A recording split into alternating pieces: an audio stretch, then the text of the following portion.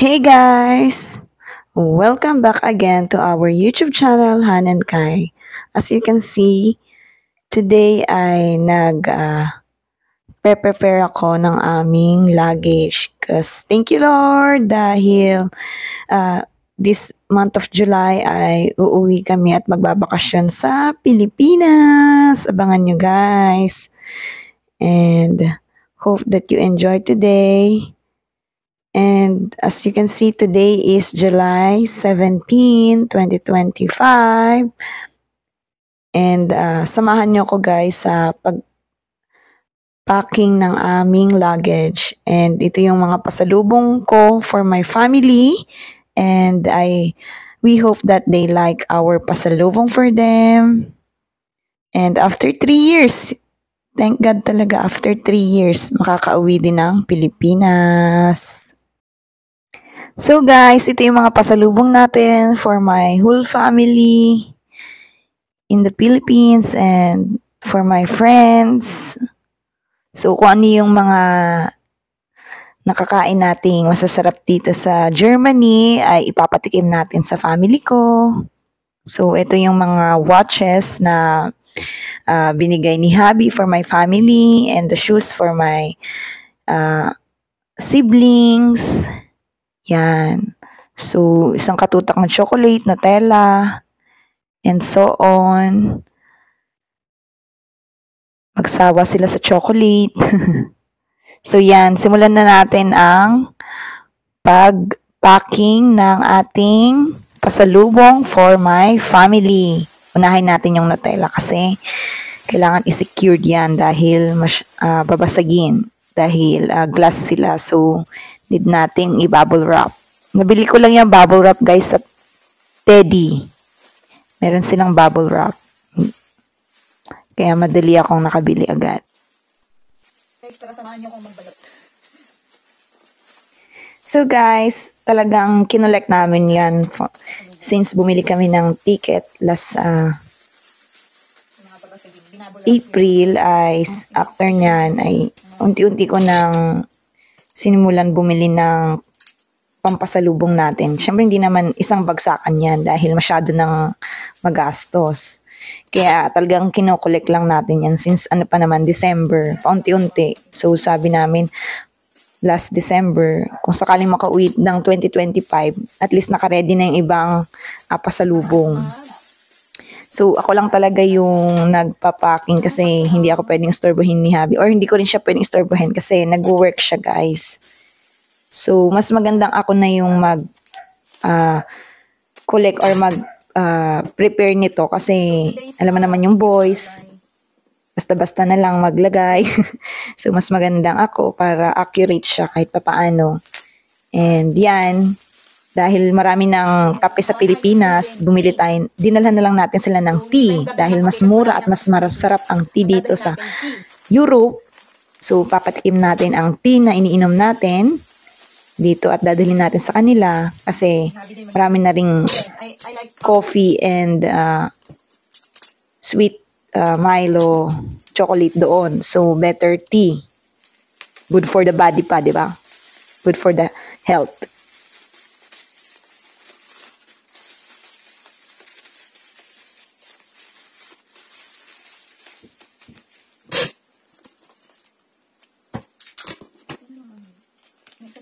Bubble wrap. I think I need to buy one more bubble wrap.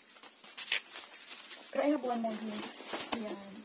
So, dahil pakiramdam ko kulang ang bubble wrap ko, dalawa lang kasing binili ko. For 2 euro, for 4 piece. So, after that, dinagdagan ko pa, bumili pa ako ng isa. So, naging, tatlo kasi kulang siya, pakiramdam ko. Then, yan. Kinolek ko yung mga chocolate. Kinolek namin yung chocolate and pamimigay natin yan sa mga friends and sa mga babies nila. Yung mga dati kong katrabaho and then sa mga family ko. Yan. Papatikim natin yung mga chocolate na yan na maliliit. So, pagsama-sama na lang natin para less space.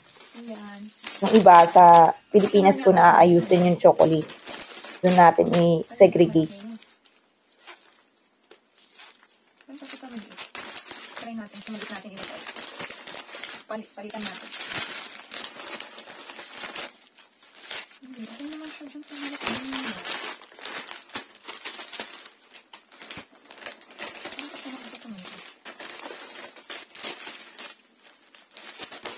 Ang lahat makatingin ng chocolate.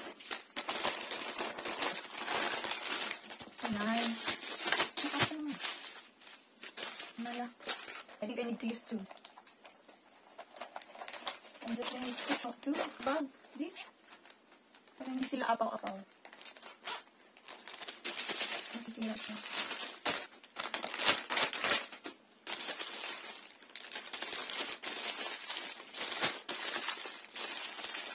Doon ko na sa Philippines ipag-separate. Para lahat makatikim. Ako na mag-ano.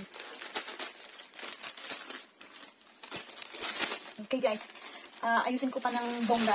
Samahan nyo na lang ako. So, ayan, maraming chocolates pa ang ating ipapacking. Mga Toblerone. Lagay natin sa shoebox para hindi siya madurog kapag nilagay siya sa luggage.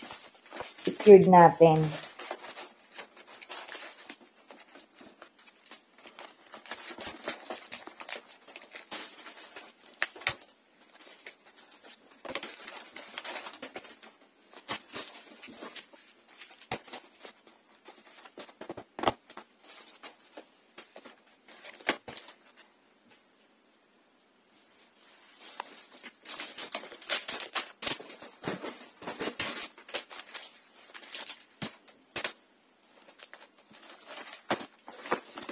Look like a shoe. Shoes, but it's a chocolate. So, after we secured the chocolates na akala mo ay shoe box, sinecured talaga natin doon. Then, next naman is secured natin yung mga sapatos na ibibigay natin sa family ko. Tinanggal na natin siya sa boxes, guys. Kasi, para less space siya sa luggage. Kasi kung dadalhin pa natin yung box, masyado ng, masasayang or magagamit niya yung ibang space. Kaya, ilalagay lang natin sa plastic like that. What I'm doing. So, I'll show you Para guys ma-secured lang. product that I'll bring from Remnant Philippines. Then guys.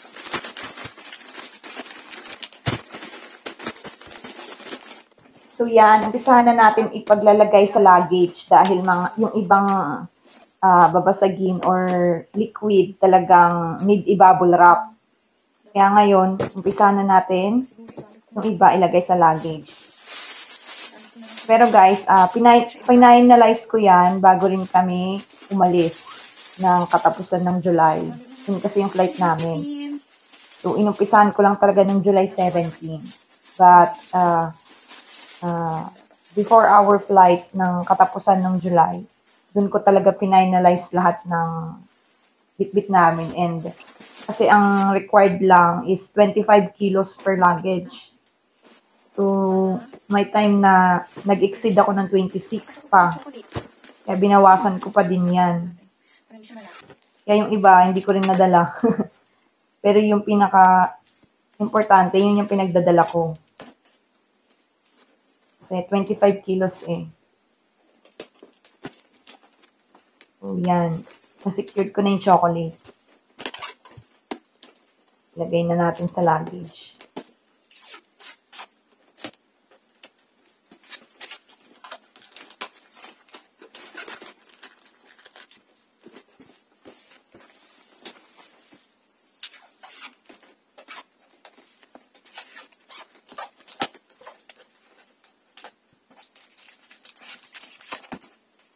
So, yung iba, dinala ko din yung ibang damit na binili ko na. And yung iba naman, sobra na yung damit ko dito sa Germany.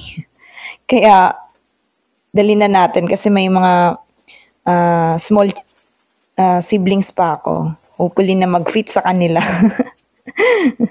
Kasi ang dami ko talagang damit na hindi na rin kasya sa akin. So, dadalhin natin, pamimigay ko sa kanila.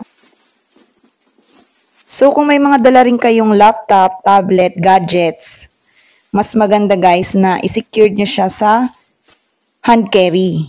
Huwag nyo siya guys ilagay sa check-in. Kasi hindi nyo masabi, baka mamaya inahagis or whatever. Wala nang hindi na secured.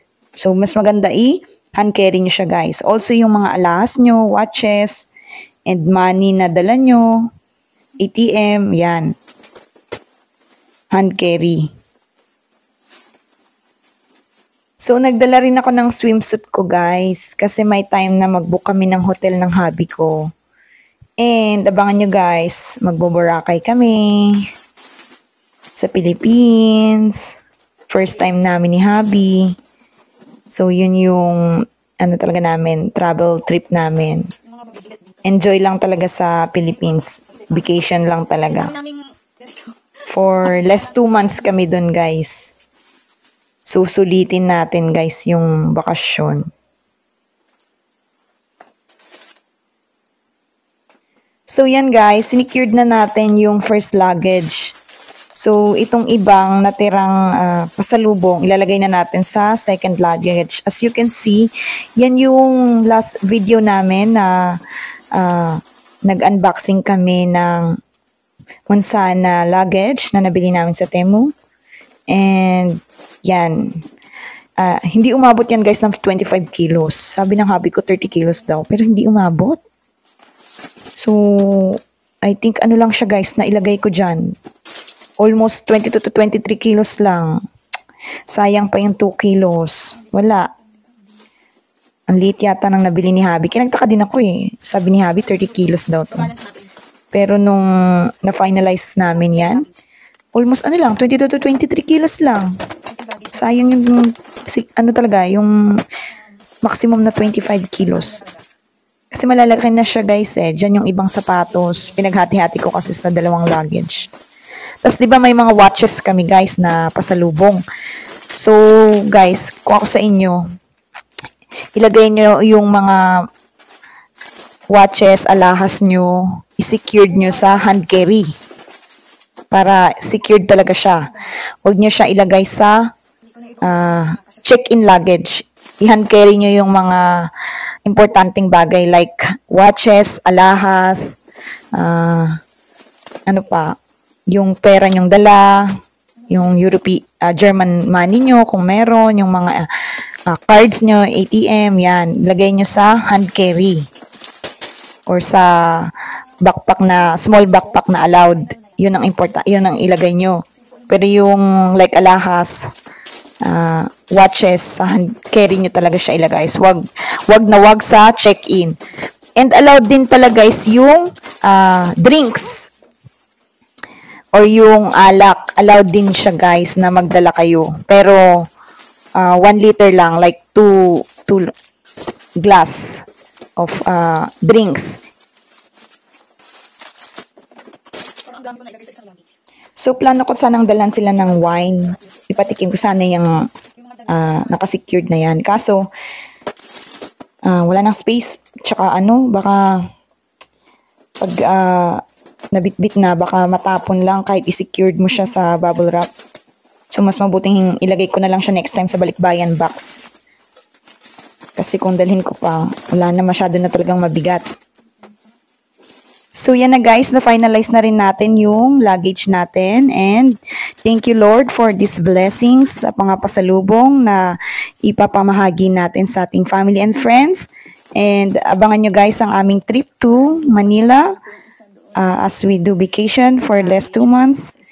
Now we're gonna end the vlog and thank you for watching and God bless.